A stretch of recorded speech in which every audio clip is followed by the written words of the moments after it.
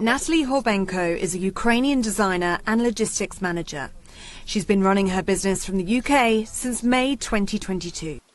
I think that being here in London, I could present more in a good way our Ukrainian products. And my embroidered clothes is just a small piece of the whole chain to present a Ukrainian product here. Natalie is most impressed with President Zelensky, somebody she never expected to be a war leader. We're proud about him. Thank you. We're proud about him and we're grateful for him. He completely transformed his personality and he's very brave because you need to be brave. Once here in London, Natalie became friends with fellow designer Elena, who fled Kharkiv the day that war broke out. I don't know why. I had a prediction like the evening before.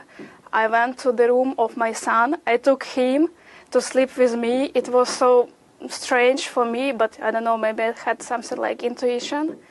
And really we needed to wake up at 4 or 5 in the morning because I heard the explosion and it was so scary. In Kharkiv, Elena lived 1 hour from the Russian border.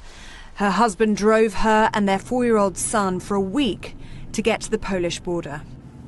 I've been crying so much because it was forbidden for Ukrainian men to leave the country, and it meant, and for me, it was like I needed to say like kind of goodbye to his father.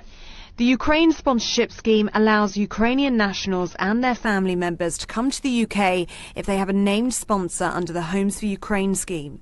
As of February 2023, 152,000 visas have been approved under this scheme. Chris Talakovsky is from Swindon Welcomes Ukraine. He and his family have welcomed their guest, Yana. We formed a committee and invited some of the new Ukrainians that had come over in the first month to join us and become part of something to really welcome Ukrainians into Swindon, get them comfortable and relaxed here, socializing, meeting each other, but also addressing some of the main needs that they have. So English has been a big challenge, so organizing and securing some English classes, getting around and transports, really to get the Ukrainians together. So before I arrived, I was expecting just a room.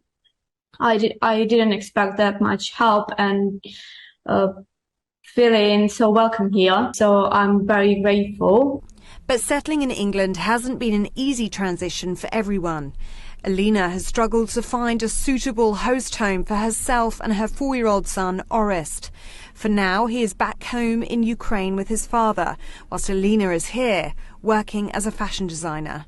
But Orest is excited to come to London once a home is found for him, inspired by watching the Paddington Bear films. 1 year on from the outbreak of the war, Ukrainians settled here in the UK hope for victory back in their homeland. We are believing that all these horrors will end this year, hopefully maybe in the summer. We have all this advertisement at the streets about how we will win, what we will do, how we will celebrate. Ellie Costello, GB News.